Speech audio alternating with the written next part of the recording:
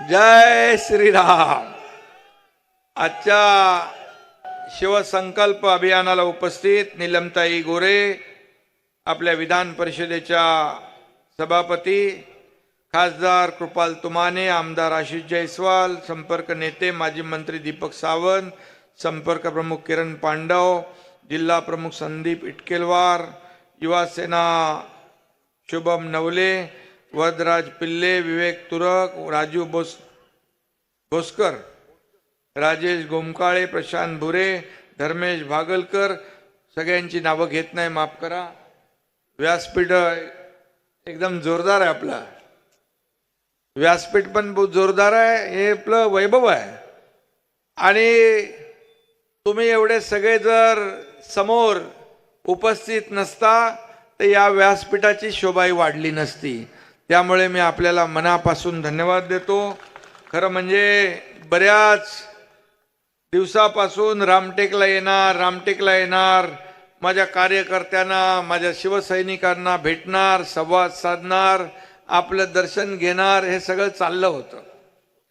परंतु शेवटी योगायोग लागतो आणि आज रामाचं दर्शन घेण्याचा योग आलाय, आपल्याला भेटण्याचा योग आलाय, आपल्याशी संवाद साधण्याचा योग आलाय. खरं म्हणजे रामटेक म्हणजे एक ऐतिहासिक ही भूमी आहे. प्रभू रामचंद्राच्या पावन स्पर्शाने पुनीत झालेली भूमी. अनेक शतकांचा वनवास सोसून रामलीला अयोध्येत त्यांच्या हक्काच्या घरी भव्य मंदिरात विराजमान झालेत. आज साऱ्या अयोध्येमध्ये पवित्र प्रसन्न असं वातावरण आहे. अयोध्येत 22 जानेवारीला आदरणीय प्रधानमंत्री महोदयांच्या शुभ हस्ते भव्य अशा मंदिराचं उद्घाटन झालं. खरं म्हणजे लाखो करोडो रामभक्तांचं स्वप्न होतं, आपल्या सगळ्यांचं स्वप्न होतं. हिंदू हृदय सम्राट बाळासाहेबांचंही स्वप्न होतं की अयोध्येत राम मंदिर व्हावं आणि 370 कलम हटावं. ही दोन्ही स्वप्न आदरणीय प्रधानमंत्री मोदी साहेबांनी पूर्ण केली आणि संपूर्ण देशात एक जल्लोषाचं वातावरण तयार झालं, एक आनंदाचं वातावरण तयार झालं. दररोज लाखो लोक तिथं दर्शन घेत आहेत आणि आपणही सगळेजण तिकडे दर्शन घेणार आहोत. आणि म्हणून मी आपल्याला या ठिकाणी एवढंच सांगेन की अयोध्येचं दर्शन घेण्यापूर्वी मी रामाच्या वास्तव्याने या ठिकाणी पुनीत झालेल्या रामटेकच्या भूमीवर आज हिंदुत्वाचा भगवा झेंडा खांद्यावर घेऊन आलेलो आहे. रामटेक म्हणजे रामाचा डोंगर. प्रभू रामचंद्र वनवासात असताना काही काळ या डोंगरावर थांबले. त्या वास्तव्याची आठवण इथे देत गेले 600 वर्षापासून श्रीरामाचं पवित्र मंदिर इथं उभं आहे. आणि त्याच श्रीरामाचं वंदन करून आपण शपथ घेऊन आपल्याला खऱ्या अर्थाने एक संकल्प करायचा आहे. आणि खऱ्या अर्थाने आज हा शिवसंकल्प अभियान जे आहे मिशन 48, हे मिशन 48 आपण घेऊन पुढे जातोय. मी आपल्याला एवढंच सांगेन, हे शिवसंकल्प अभियान पुण्यातून छत्रपती शिवाजी महाराजांच्या पदस्पर्शाने पुनीत झालेल्या पावन भूमीतून सुरू झालं. आणि मग ते आपण प्रत्येक जिल्ह्यामध्ये शिवसंकल्प अभियान घेत घेत घेत घेत काल पालघरमध्ये घेतलं आणि आज रामटेकमध्ये इथे आम्ही या ठिकाणी आपल्या समोर उभा आहे. आणि खऱ्या अर्थाने आपल्याला मी एवढं सांगेन की आज काही लोक रामाच्या अस्तित्वाच्या बद्दल प्रश्न निर्माण करतायत. खरं म्हणजे काही लोक मुंह में राम बगल में छुरी असं प्रकारचं काम करतायत. काही लोक जे काही प्रश्न निर्माण करतायत, मगाशी आशिष भाऊंनी सांगितलं, ज्याने रामाच्या अस्तित्वावर प्रश्न निर्माण केला त्यांना घरी बसवलं आणि जे रामावर श्रद्धा दाखवली त्याला मुख्यमंत्री केलं. ही वस्तुस्थिती आहे. कारण एकदा आम्ही सगळेजण अयोध्येला जात होतो तर गाड्या बॅगा विमानातल्या कुठे गेला आशिष विमानातल्या बॅगा काढायला लावल्या आणि रामाच्या दर्शनापासून वंचित केलं. पण झालं काय? या ठिकाणी रामाच्या आशीर्वादाने आपल्याला या राज्यामध्ये सर्वसामान्य माणसाच्या मनातलं सरकार स्थापन करण्याची संधी मिळाली. खरं म्हणजे जो राम का नहीं वो किसी काम का नहीं हे देखील आपल्याला माहित आहे. आणि म्हणून खरं म्हणजे वेगळं प्रेम दाखवणारे आपण नाही. बाळासाहेबांचे विचार, त्यांची भूमिका घेऊन आपण पुढे जातोय. आज हिंदुत्वाचे विचार बाळासाहेबांचे ऐकण्यासाठी लोक आतुर असायचे आणि बाळासाहेबांनी जी भूमिका घेतली ती अतिशय परकड स्पष्टपणे भूमिका घ्यायचे. आणि त्यांनी ज्यांना ज्यांना लांब ठेवलं, ज्यांना ज्यांना सांगितलं माझी जेव्हा काँग्रेस होईल तेव्हा माझं दुकान बंद करेन, त्यांना तुम्ही डोक्यावर घेतलं. तुम्ही त्यांच्या मांडीला मांडी लावून बसू लागले. आणि जे हिंदुत्वाच्या विरोधामध्ये जे लोक भूमिका घेतात त्यांच्या बरोबर आपण असंघाशी संघ केलात, सरकार स्थापन केलं. आणि तेव्हाच खऱ्या अर्थाने बाळासाहेबांचे विचार आपण सोडले, बाळासाहेबांची भूमिका आपण सोडली. आज रोज दररोज माझा पक्ष चोरला, माझा बाप चोरला, माझं अमकं चोरलं. लहान मूल कसं आपलं खेळणं चोरलं, खेळणं चोरलं, खेळणं चोरलं म्हणत असतं. काय म्हणावं याला? बाळासाहेब चोरायला का ते काय एक वस्तू होती? ते एक विचार होते. हिंदुत्वाचे ज्वलंत विचार. बाळासाहेबांनी गर्व से कौम हिंदू आहे या देशाला नारा देणारे हे बाळासाहेब. आणि बाळासाहेबांचे विचार घेऊन आपण पुढे चाललोय. आज मी आपल्याला एवढंच सांगतो की हिंदुत्वाचं ढोंग करायचं आणि सत्तेसाठी हिंदुत्व विरोधकांना साथ द्यायची असली नाटकं या देशातली जनता, या महाराष्ट्रातली जनता सुज्ञ आहे. आणि त्यांना माहित आहे की हिंदुत्वाशी बेईमानी करणाऱ्या आणि भगव्या झेंड्याचा अपमान करणाऱ्या लोकांना जागा दाखवण्याचं काम या महाराष्ट्रातली जनता करेल. मी आपल्याला एवढंच सांगतो की ज्या ग्रामपंचायतीच्या निवडणुका झाल्या त्या निवडणुकांमध्ये आपण पाहिलं की ज्यांनी असंघाशी संघ केला, ज्या बाळासाहेबांनी ज्यांना दूर ठेवलं त्यांना तुम्ही डोक्यावर घेतलं, त्यांना खांद्यावर बसवलं. आणि मग त्या ग्रामपंचायतीच्या निवडणुकीमध्ये देखील तुमचा नंबर कुठं गेला? असेच किती नंबर आहे काहीच माहित नाही.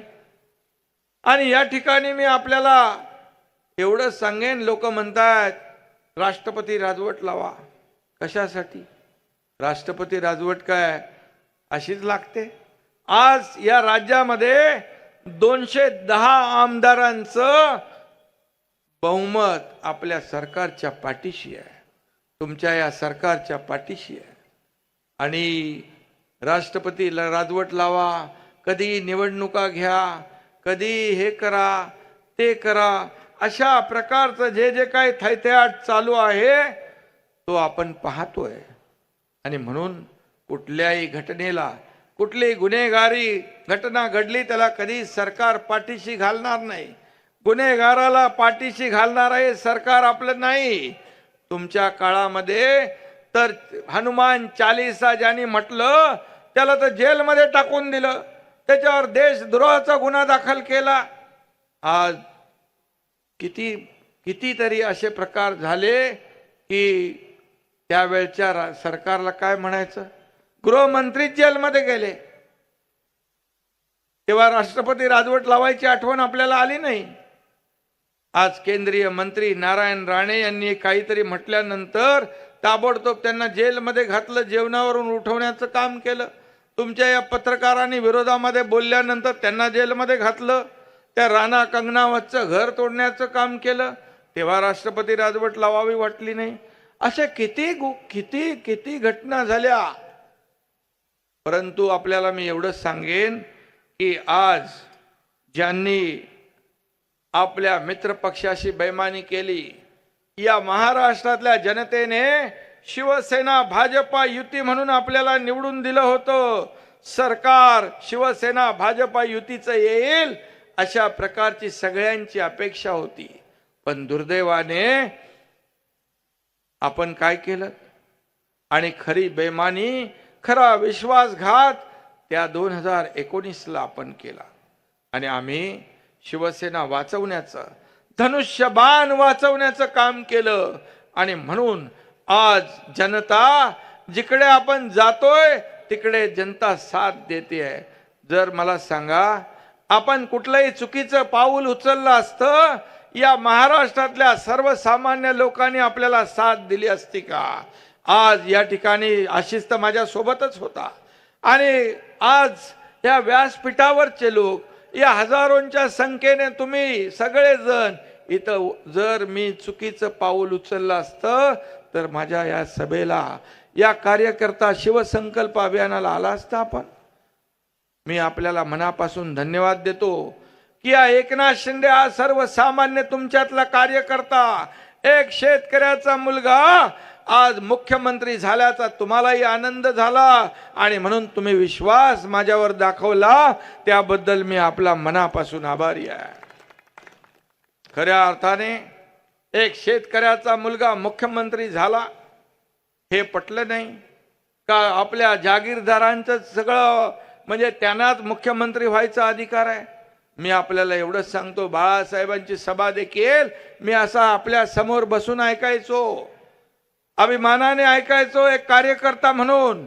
मी आपल्याला एवढंच सांगतो, उद्या जर तुमच्यातलाच एक कार्यकर्ता इथं येऊन जर मुख्यमंत्री म्हणून भाषण करू लागला तर सगळ्यात जास्त अभिमान आणि आनंद मला वाटेल. कारण मी कालही कार्यकर्ता म्हणून काम केलंय, आजही कार्यकर्ता म्हणून मी काम करतोय आणि उद्याही मी कार्यकर्ता म्हणूनच काम करणार आहे. कारण कार्यकर्त्याच्या वेदना आणि भावना मला माहित आहेत, कार्यकर्त्याच्या अडचणी मला माहित आहेत. तुम्ही एकीकडे सांगायचं शिवसैनिकाला मुख्यमंत्री करतो, शिवसैनिकाला पालखीत बसवतो आणि स्वतः टुनकन उडी मारून बसायचं. अरे सांगायचं तरी आम्हाला, आम्हीच तुम्हाला बसवलं असतं. हे छळ कपट करायची काय आवश्यकता होती? परंतु बाळासाहेबांच्या विचारांची बेईमानी, बाळासाहेबांच्या भूमिकेशी बेईमानी, कधी तडजोड हा एकनाथ शिंदे मरेपर्यंत करणार नाही, हा शब्द माझा आहे. खऱ्या अर्थाने आपण जर पाहिलं तर बाळासाहेबांचं 80% समाजकारण, 20% राजकारण हे आपण पाहतोय. खरं म्हणजे आज जे बोंबा मारतायत, जे हे चोरलं ते चोरलं, जेव्हा शिवसेना मोठी झाली, बाळासाहेबांना सगळ्यांनी साथ दिली, कार्यकर्त्यांनी साथ दिली, पदाधिकाऱ्यांनी साथ दिली, शिवसैनिकांनी साथ दिली, जीवाचं रान केलं, रक्ताचं पाणी केलं, घरादारावर तुळशी पत्र ठेवलं. आणि म्हणून ही शिवसेना मोठी झाली. आणि म्हणून आज शिवसेनेची भूमिका, बाळासाहेबांची भूमिका घेऊन आम्ही पुढे जातोय. आणि खरं म्हणजे आज पाऊस परत येतोय का काय रे? आणि म्हणून आज आपण एक शिवसंकल्प करायचा आहे, एक निर्धार करायचा आहे की या ठिकाणी आपला शिवसंकल्प आहे की शिवसेना मजबूत करायची, संघटना मजबूत करायची, बाळासाहेबांचं तत्व आणि विचार जीवापाड जपायचं. काय काळजी करू नका, एवढ्या पावसाने आपण घाबरणारे डरणारे कार्यकर्ते नाही आहोत. आणि म्हणून माझ्या माता भगिनी इकडे आहेत. खरं म्हणजे या राज्यातल्या सर्वसामान्य माणूस, शेतकरी, कष्टकरी, कामगार, माता भगिनी, माझा तरुण, याला न्याय देण्याचं काम आपल्याला करायचं आहे. आपला शिवसंकल्प हिंदुत्वाची शान राखण्याचा आहे. शिवसंकल्प आहे राज्याच्या प्रगतीचा आणि समृद्धीचा. त्याचबरोबर आपला शिवसंकल्प आहे माननीय नरेंद्र मोदीजी यांना पुन्हा पंतप्रधान करण्याचा. कारण आणि आपला शिवसंकल्प आहे विरोधकांना चारी मुंड्या चित करण्याचा। कारण या देशाला आदरणीय प्रधानमंत्री मोदीजीने एका उंचीवर नेऊन ठेवलंय। काही लोक म्हणतात की आमची इंडिया आघाडी, अरे इंडिया आघाडीमध्ये आता राहिलंय काय? एक मोदीजींच्या समोर एवढे सगळे एकत्र आले होते, परंतु एक पंतप्रधान पदाचा उमेदवार ते ठरवू शकले नाहीत। 10 तोंडी रावणाचं लंका या ठिकाणी आपण गोळा केली, परंतु एक एक त्याच्यातून बाहेर गेले। आता मला वाटतं ही आघाडी, ही इंडिया आघाडी ही बिघाडी झालेली आहे। आणि यामध्ये आपल्याला एकच सांगेन की या देशाला आदरणीय प्रधानमंत्री महोदय नरेंद्र मोदीजींशिवाय पर्याय नाही। त्यांनी म्हटलंय अब की बार 400 पार, तर महाराष्ट्रामध्ये अब की बार 45 पार हे आपल्याला भूमिका घ्यायची आहे। आणि म्हणून पाऊस वर्षाव होतोय, पण मी एवढंच सांगेन की हा पाऊस देखील आपल्या सभेला आशीर्वाद द्यायला आलाय। मगाशी येऊन गेला काय? स्वागत करायला आलाय। आणि म्हणून मी आपल्या सरकारने केलेलं काम आपल्या समोर आहे। गेले 50-60 वर्षात या देशात काँग्रेस सरकारने केलेले घोटाळे आपल्या समोर आहेत। गेल्या 10 वर्षात या देशामध्ये प्रगती आणि विकासाचं काम नरेंद्र मोदीजींनी केलेलं आपल्या समोर आहे।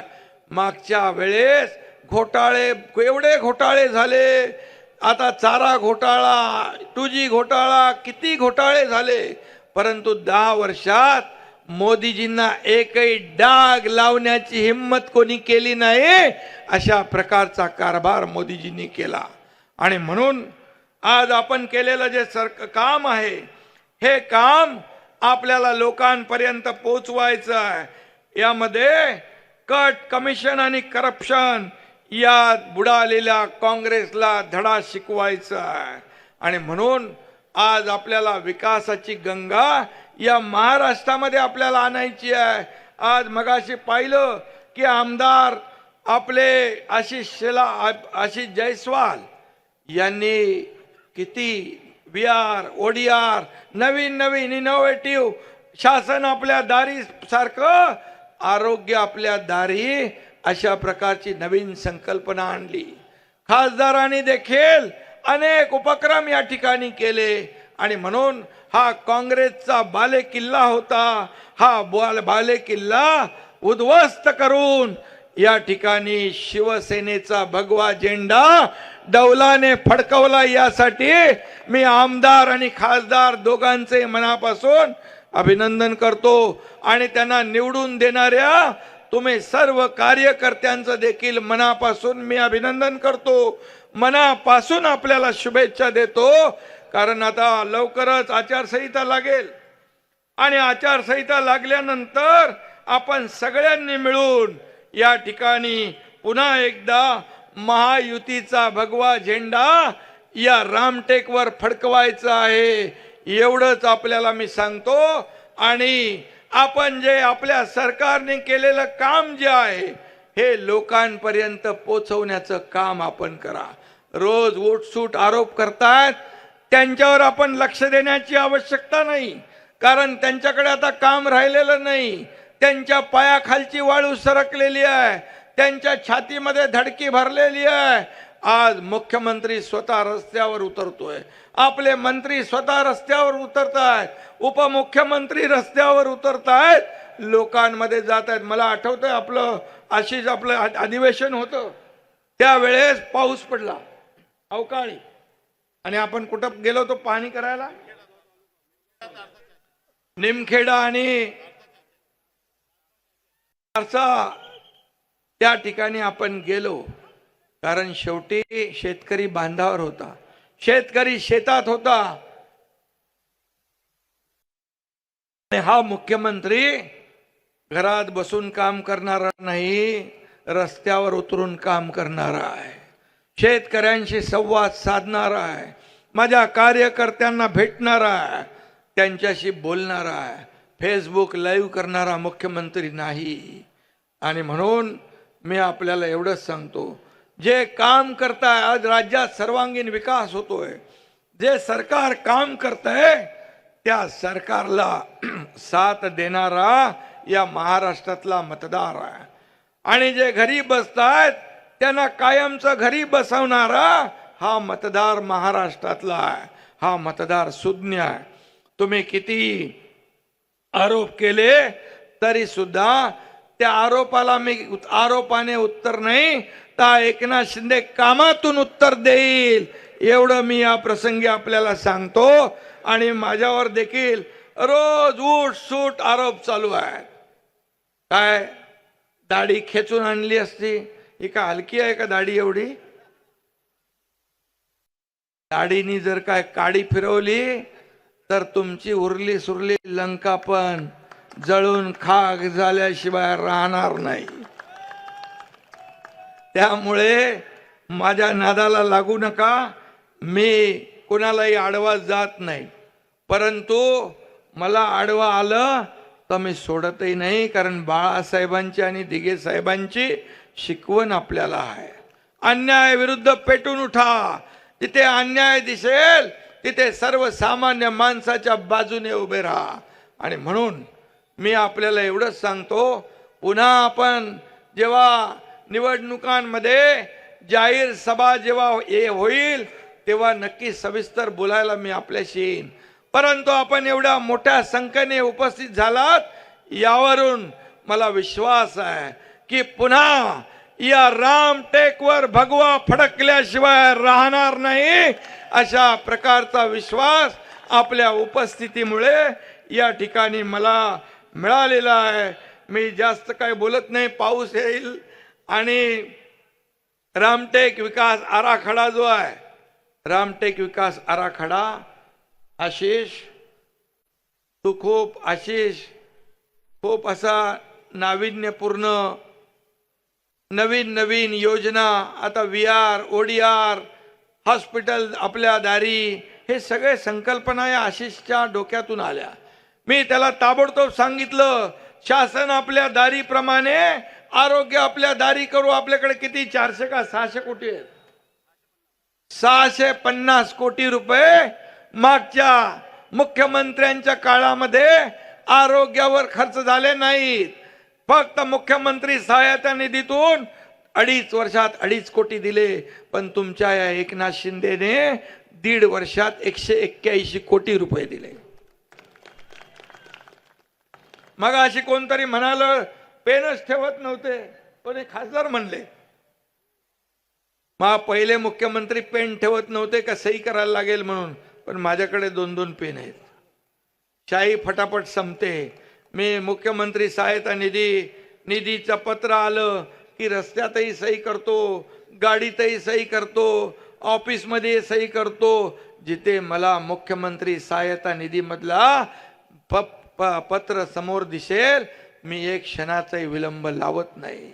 याचं कारण माझ्या एका सहीमुळे कुणाचे तरी प्राण वाचणार आहेत, कुणाचा तरी जीव वाचणार आहे, कुणाचा तरी नातेवाईक वाचणार आहे, कुणाची आई वाचणार आहे, कुणाचा मूल वाचणार आहे. आणि म्हणून मुख्यमंत्री सरकार कशासाठी असतं? या सर्वसामान्य माणसाला न्याय देण्यासाठी असतं. आणि म्हणून आज एक तुमच्यातला सर्वसामान्य कार्यकर्ता या राज्याचा मुख्यमंत्री झालेला त्यांना हजम होत नाही, त्यांना पटत नाही, त्यांना पचनी पडत नाही. दिवस रात्र जसा मोगलांना काय ते पाण्यामध्ये धनाजी संताजी दिसायचे, तसा हा तुमचा एकनाथ शिंदे त्यांच्या डोळ्यामध्ये सलतोय सातत्याने. जिकडे जाईन मी डीप क्लीन ड्राईव्हला गेलो, रस्ते धुवायला गेलो त्याच्यावर टीका, शेती करायला गेलो त्याच्यावर टीका, इर्शाळवाडीवर गेलो त्याच्यावर टीका.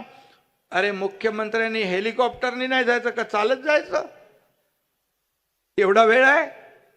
आणि म्हणून गावाला गेलो तरी सुद्धा माझी नाळ शेती आणि मातीशी जुळलेली आहे, कारण मी शेतकऱ्याचा मुलगा आहे. आणि म्हणून हेलिकॉप्टर मध्ये फोटो काढण्यापेक्षा शेती केलेली केव्हाही चांगली हेलिकॉप्टरने जाऊन. आणि म्हणून त्यांना बिलकुल हजम होत नाही, पचनी पडत नाही, अशी त्यांना हजमूला पाठवायला लागेल. कशासाठी? कारण डायजेस्ट होत नाही. वस्तुस्थिती, सत्य परिस्थिती आपण पचवली पाहिजे, वस्तुस्थिती मान्य केली पाहिजे.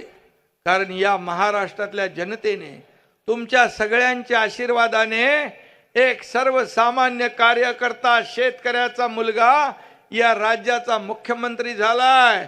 आणि म्हणून हा तुमच्यातला आहे, हा आपला माणूस आहे, अशी भावना या राज्यामध्ये निर्माण झाली आहे. याची पोटदुखी आहे. ही पोटदुखी देखील दूर करण्यासाठी, त्याचाही उपाय करण्यासाठी बाळासाहेब ठाकरे आपला दवाखाना पण आपण सुरू केला, सगळं व्यवस्था केलेली आहे. परंतु आपल्याला मी एवढंच सांगेन की रामटेक विकास आराखडा आशिष आपलं हे सगळ्यांचं स्वप्न आहे, याला निधी कमी पडू दिला जाणार नाही, हा मुख्यमंत्र्याचा शब्द आहे. आणि म्हणून मी आपल्या सगळ्यांना मनापासून आज शुभेच्छा देतो, मनापासून आपल्याला धन्यवाद देतो. पुन्हा एकदा या देशामध्ये आदरणीय प्रधानमंत्री नरेंद्र मोदीजींना पुन्हा पंतप्रधान करण्याचा संकल्प आपण घेऊया आणि रामटेकवर पुन्हा भगवा फडकवण्याचा आपण संकल्प घेऊन. धन्यवाद. जय हिंद, जय महाराष्ट्र. पाऊस आला आहे. एबीपी माझा, उघडा डोळे बघा नीट.